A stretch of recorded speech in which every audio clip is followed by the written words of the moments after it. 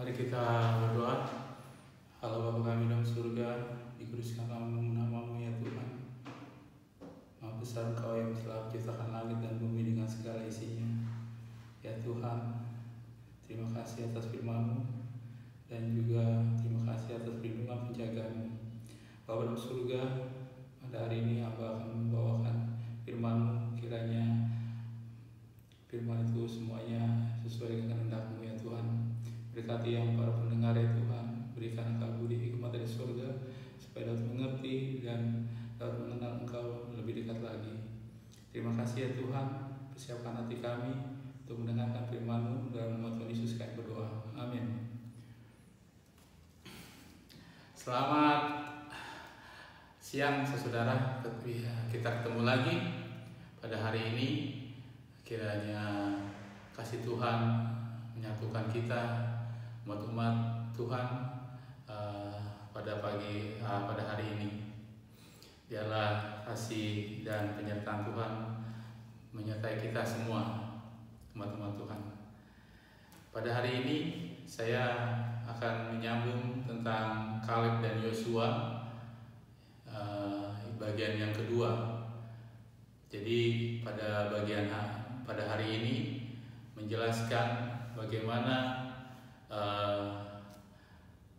40 hari yang dilalui yang kedua, 40 hari kedua yang dilalui oleh Kaleb dan Yosua sampai di Kanaan dan apa yang dilakukan oleh Yosua dan Kaleb di sana. Baik, kita akan baca sama-sama. Di sini saya ada bawa buku sejarah para nabi, ya, tulisan dari buku Ellen White.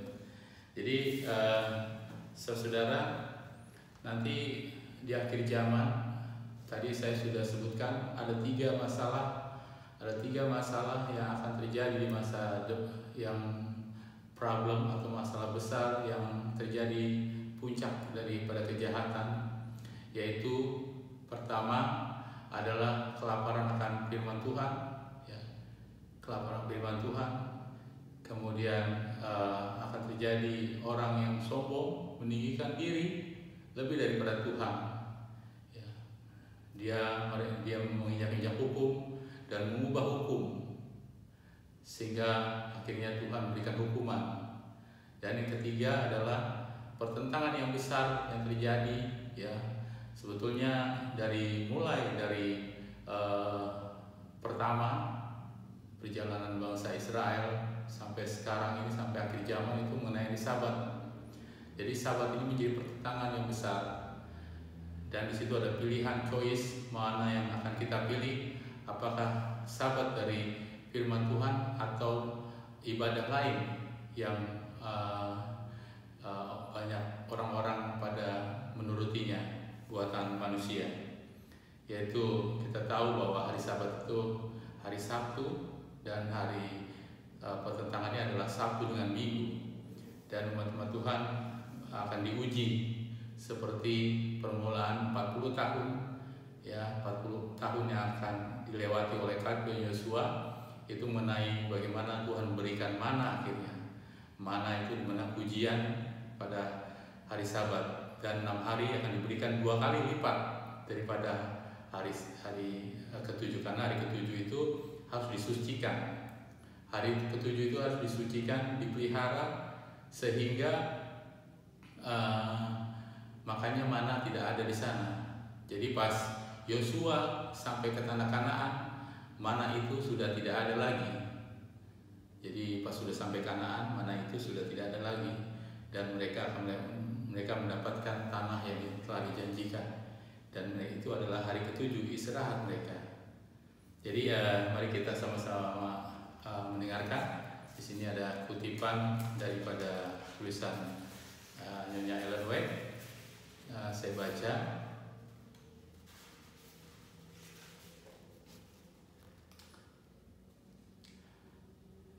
Allah menginginkan umatnya pada zaman ini melihat kembali cobaan-cobaan melalui mana Israel purba telah lalui, agar mereka bisa dituntun dalam persiapan mereka untuk Kanaan surgawi. Banyak orang melihat ke belakang kepada orang Israel dan heran atas ketidakpercayaan mereka. Mereka merasa bahwa diri mereka sendiri tidak akan sampai begitu bersungut-sungut. Tetapi manakala iman mereka diuji oleh cobaan-cobaan kecil sekalipun, mereka menunjukkan iman atau kesabaran yang tidak lebih baik daripada yang ditunjukkan oleh orang Israel purba. Kita berhenti dulu di sini, kita perhatikan. Ada banyak orang mengatakan, kok bangsa Israel demikian bersungut-sungut, kok bisa demikian ya, melakukan tidak percaya sedemikian pada Tuhan. Jadi kalau di sini dikatakan bahwa banyak orang melihat ke belakang kepada orang Israel. Sekarang kita banyak melihat apa yang telah dilakukan orang Israel pada masa lalu, ya, pada masa lalu, dan heran atas ketidakpercayaan mereka. Orang-orang seperti ini adalah mereka merasa diri mereka ini, ya, yang melihat bahwa kok orang Israel itu tidak percaya.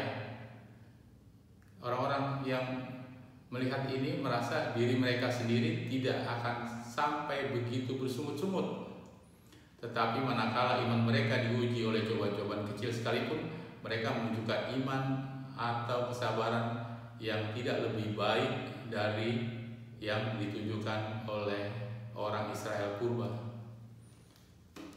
Jadi cobaan-cobaan kecil zaman sekarang pun banyak yang melakukan seperti bangsa Israel waktu dulu.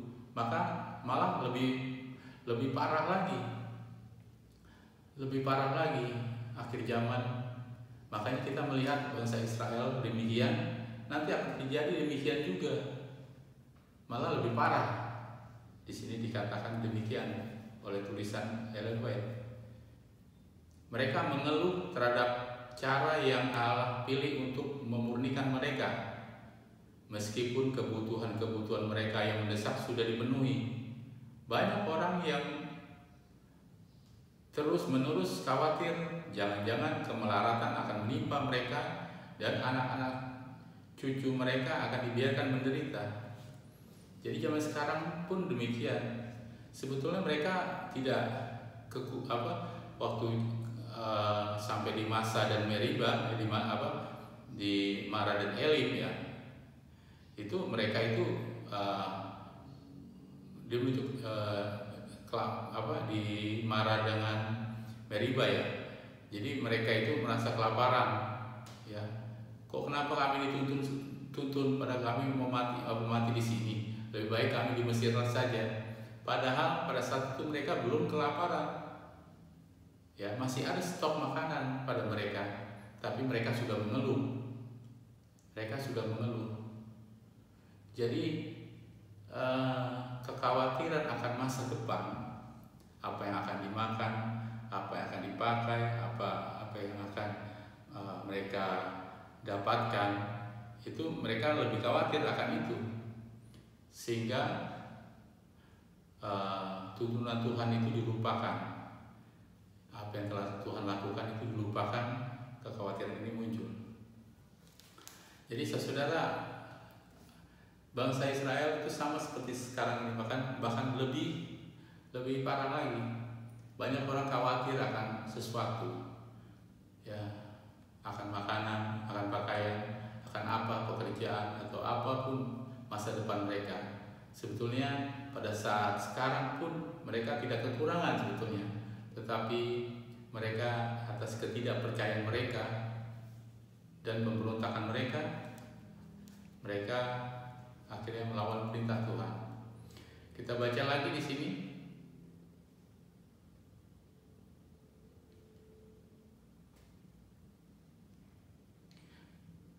Rintangan-rintangan itu gantinya menuntun mereka untuk mencari pertolongan dari Allah, telah memisahkan mereka dari Dia karena mereka membangkitkan kegelisahan dan rasa tidak puas. Jadi kegelisahan dan rasa tidak puas ini udah terjadi pada saat waktu setan itu ada di sorga. Lucifer itu tidak puas. Ya, rasa-rasa tidak puas ini bahaya. Maunya nyaman terus. Nah, ini bahaya ya, bahaya. Jadi mengapa kita harus bersungut-sungut dan tidak percaya? Seharusnya di sini dikatakan bahwa Yesus adalah sahabat kita. Yesus sahabat kita. Kenapa kita mesti takut? Segenap surga menaruh perhatian terhadap kesejahteraan kita. Jadi setiap surga, malaikat-malaikat yang ada di surga, Bapa, ya, Allah kita, Tuhan Yesus, itu peduli akan kesejahteraan kita. Tidak ada Allah yang tidak peduli akan kesejahteraan kita. Dia peduli akan kesejahteraan kita. Jadi kecemasan dan ketakutan itu menyusahkan roh Allah, Roh Kudus. Jadi tolong diperhatikan di sini, kecemasan dan ketakutan itu akan menyusahkan hati Roh Kudus. Jadi semakin kita takut, itu Roh Kudus ya sedih. Ya, Roh Kudus sedih. Bukanlah kemauan Tuhan agar umatnya diberati dengan kebutuhan hidup sehari-hari. Jadi makan dan minum, ya, kita jangan terlalu diberati mengenai hal itu. Itu soal gampang, ya. Kalau Tuhan mau, Tuhan akan berikan. Tadinya ada 5 roti bisa jadi 5.000 roti. Bisa sekali makan, ya. Roti dari surga itu sekali makan kayak Elia sekali makan roti itu bisa menempuh jarak 40 hari 40 malam dengan makanan itu saja. Jadi kuasa Tuhan itu akan sanggup melakukan perkara-perkara yang demikian. Tapi yang Tuhan mau dari pelajaran kita ini bukan itu, tetapi bagaimana penurutan kita, bagaimana hati kita kepadanya, bagaimana apa yang harus kita lakukan untuk hidup sesuai dengan kehendak Tuhan. Itu yang Tuhan mau kepada kita, bagaimana hati kita ini berbaru tiap hari. Baik, kita baca lagi di sini. Tuhan berkata, "Marilah kepadaku semua yang letih, lesu, berbeban berat, aku akan memberi kelegaan kepadamu. Pikulah buk yang kupasang dan belajarlah kepadaku, karena aku lemah lembut dan rendah hati, dan jiwamu akan mendapat ketenangan." Biarlah kita berseru, "Pujilah Tuhan, hai jiwaku, dan janganlah lupakan segala kebaikannya." Inilah yang harus kita lakukan, selalu memuji Tuhan, gantinya menggerutu dan mengeluh. Gantinya mengeluh, cemas, biar kita selalu memuji, muliakan nama Tuhan dengan apa yang kita lakukan. Baik, kita sudah mendengarkan firman Tuhan, dan di sini saya memberikan pandangan mengenai 40 yang kedua. Jadi pada saat mereka itu memberontak. Jadi Musa sudah mengarahkan kita kembali ke jalan ke padang gurun, jangan melewati sana. Pas setelah Yosua mereka mau diserang oleh 10 itu. Kemudian Musa akhirnya bilang kita balik arah, mutar. Itu yang disuruh Tuhan, mutar supaya apa? Supaya nanti generasi yang 20 ke atas itu mati semua dan tidak benar. Maksudnya dalam 40 ini juga ada yang mati, tapi dalam kondisi benar ya, tidak mengeluh. Seperti siapa? Orang-orang yang benar itu banyak yang benar, orang benar banyak yang mati juga. Jadi ada orang jahat mati, ada orang benar juga mati dalam 40 tahun itu, tidak sampai di tanah Kanaan. Termasuk Musa dan Harun. Dia akhirnya Harun mati duluan, kemudian Musa akhirnya demikian, dia tidak bisa masuk ke dalam tanah Kanaan. Jadi Yosua dan Kaleb yang mengikuti apa yang Tuhan perintahkan ya. Kemudian tapi orang-orang yang 10 yang ini akhirnya kan dihukum penyakit sampar. Kemudian orang-orang yang mengikuti laporan-laporan palsu ini, mereka akhirnya Tuhan, mari kita ikuti perintah Tuhan. Tapi Tuhan tidak ada lagi di situ. Tapi mereka bilang, mari kita ikuti perintah Tuhan, kita serang, kita masuk ke tanah Kanaan. Tapi Tuhan sudah perintahkan bahwa di sana tuh ada orang Amalek, orang Edom, dan itu udah bersiap-siap orang Amalek. Jadi orang Amalek ini kita tahu dia adalah musuh Allah sampai akhir zaman. Musa bilang ini Amalek ini harus dimusnahkan. Bangsa Amalek ini harus dimusnahkan karena dia menyerang dari belakang.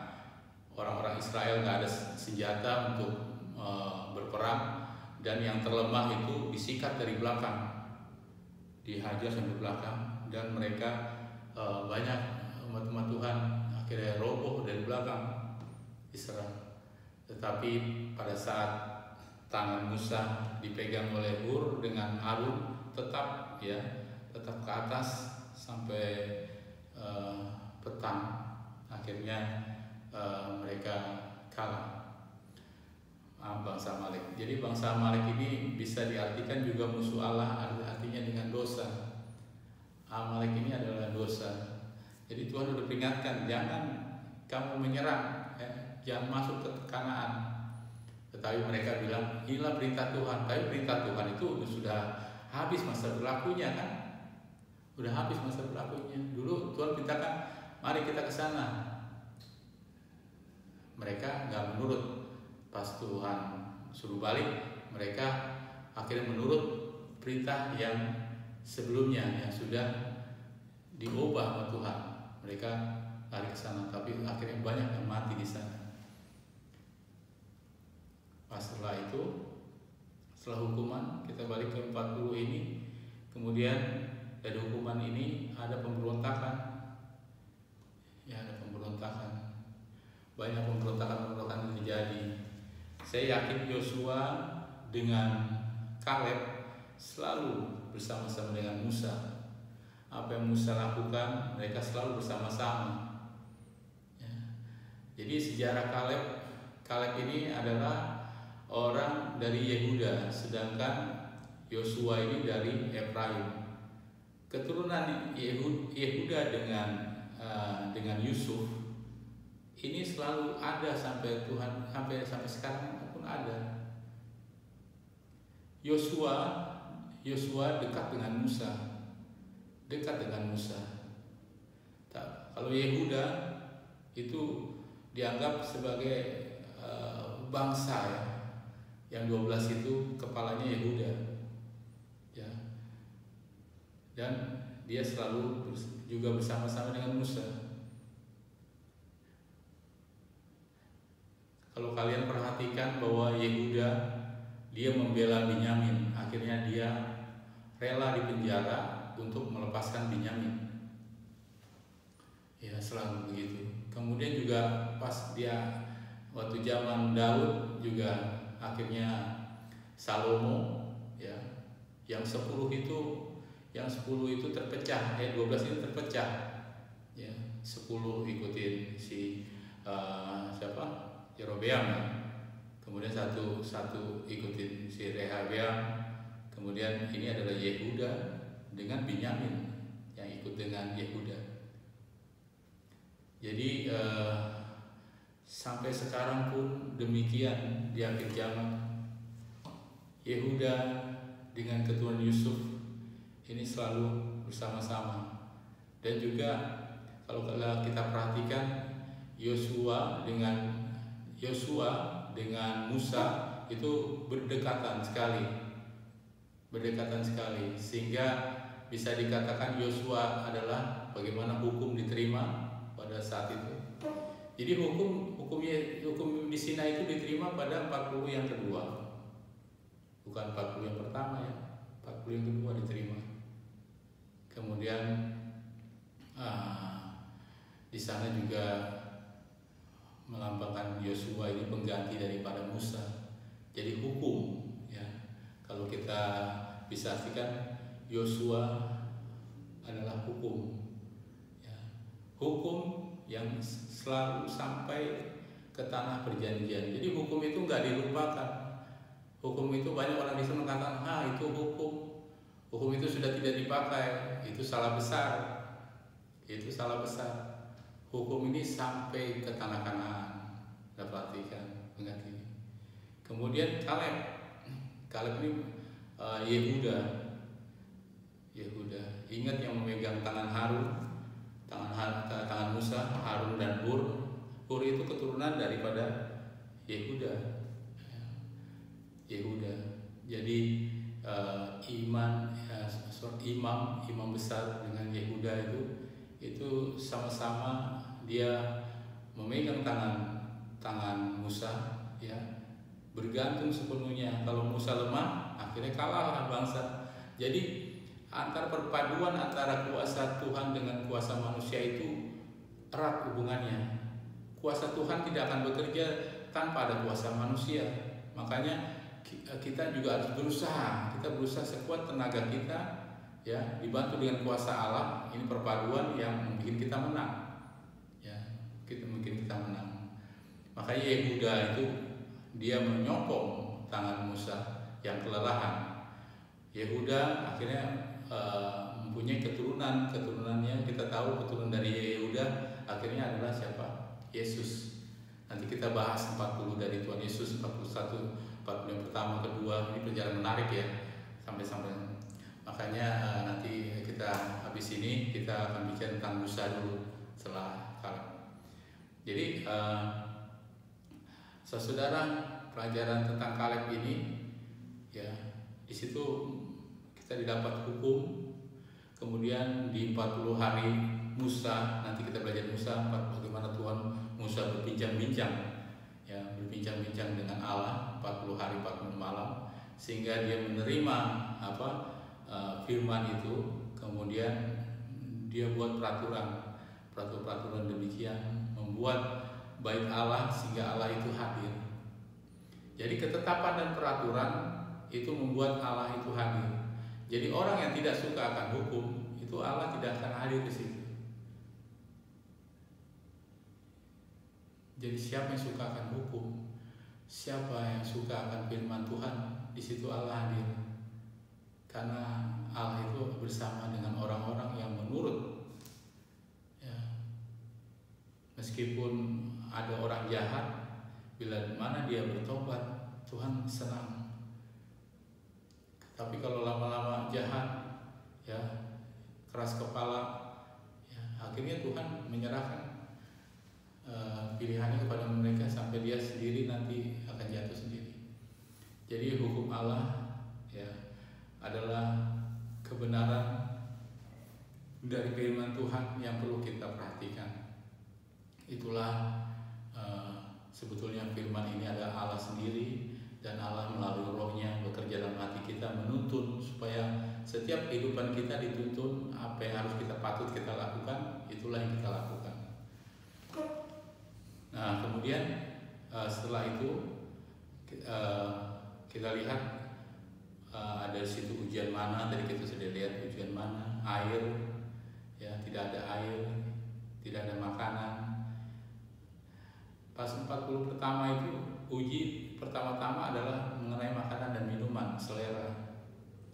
Sebetulnya ini kembali kepada Adam dan Hawa. Jadi selera dulu, selera itu dipangkas dulu dari awal 40 ini.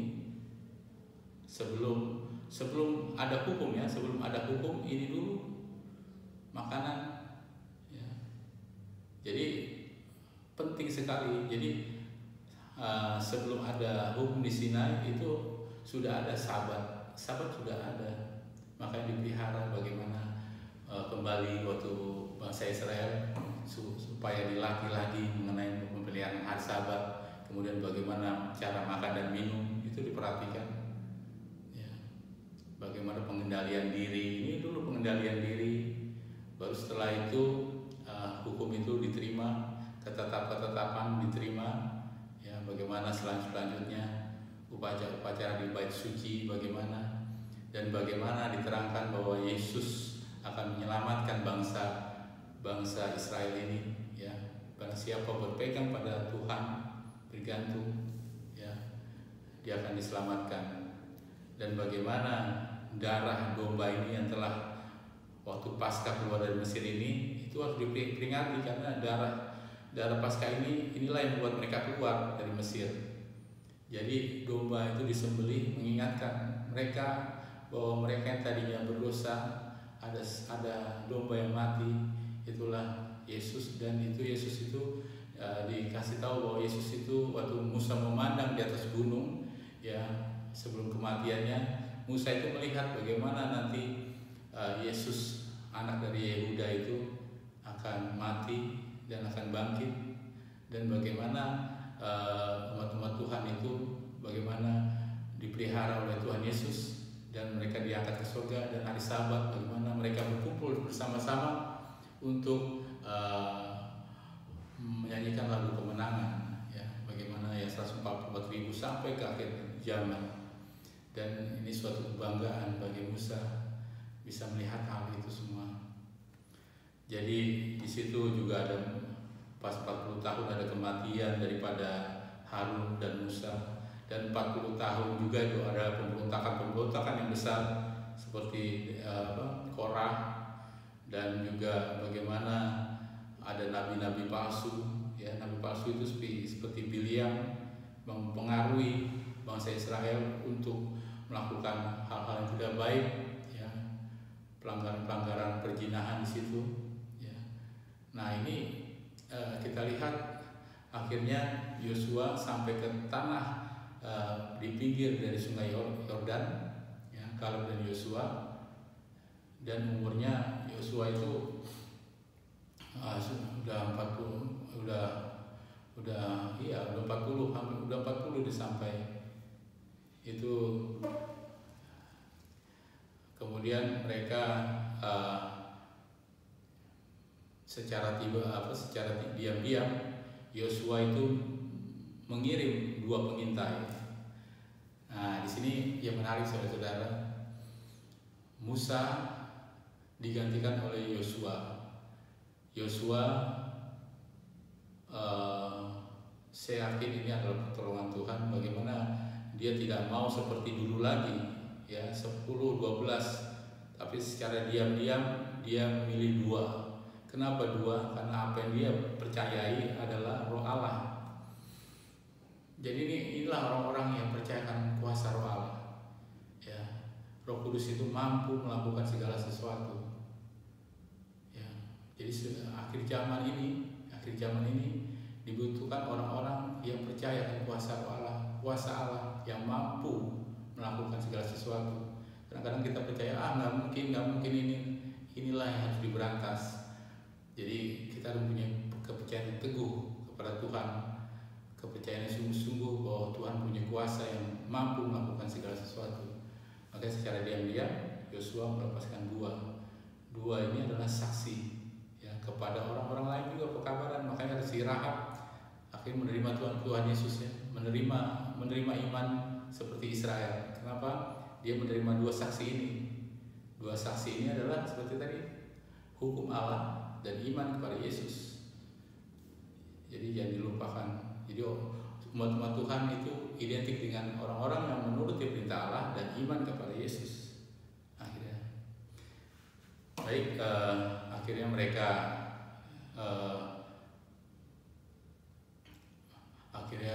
mereka dapat merobohkan tembok Yeriko. Jadi kabar-kabar tentang Israel itu menakutkan bangsa daripada Yeriko, ya, sebelum datang juga mereka sudah gemetar. Kemudian mereka akhirnya dikalahkan. Nah, menariknya adalah dalam 6 hari lamanya, ya 1 hari mereka keliling satu kali sudah cukup. Hari kedua keliling lagi. Ini tembok Yeriko ya. Tembok Yeriko dikelilingin oleh bangsa Israel 1 hari sekali. Pada hari ke-7 itu 7 kali. 7 kali. Jadi Yeriko itu kan rubuh, ya.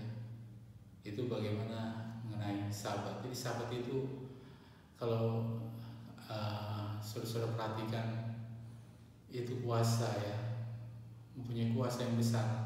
Jadi dalam 10 hukum itu ada di hukum yang keempat itu lebih bersinar terang, ya. Ingat dan kuduskan hari Sabat, karena 6 hari lamanya Tuhan menjadikan langit dan bumi dengan segala isinya, dan pada hari ke-7 dia berhenti. Jadi angka 7 itu menghentikan, ya. Angka 7 menghentikan semua kejahatan yang ada, dan itu hanya dipakai bagaimana persatuan dengan umatnya, hubungan yang erat dengan umatnya, dan dengan bersatunya umat ini musuh tidak ada lagi. Jadi rombak sudah.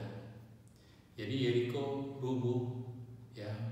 Bagaimana dengan umat-umat Tuhan dalam memelihara hari Sabat, memelihara ketetapannya, hukumnya.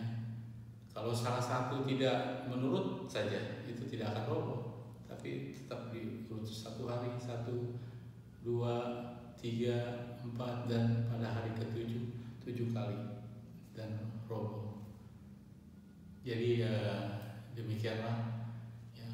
Jadi Israel itu akhirnya dikuasai oleh bangsa Israel, ya. Tanah-tanah itu dikuasai dan kembali.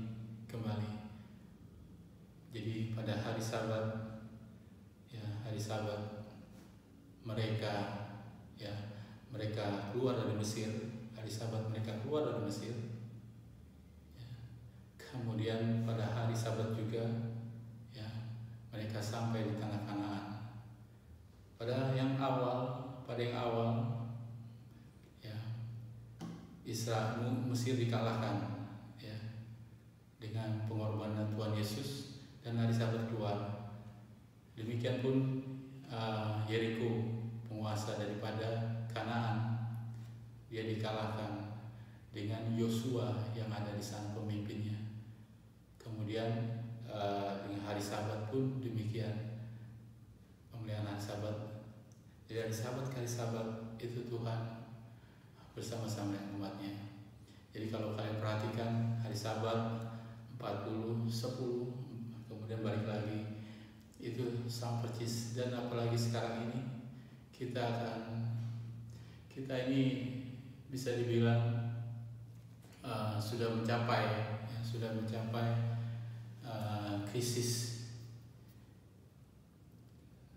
Jadi 2020 itu adalah end of the time, ya. Jadi permulaan habisnya itu 20. Kenapa 2020? Karena 2020 itu adalah sudah universal. Jadi kalau universal itu air itu sudah menutupi permukaan gunung-gunung udah semua itu, tapi belum sampai 6 meter tingginya, itu belum cukup.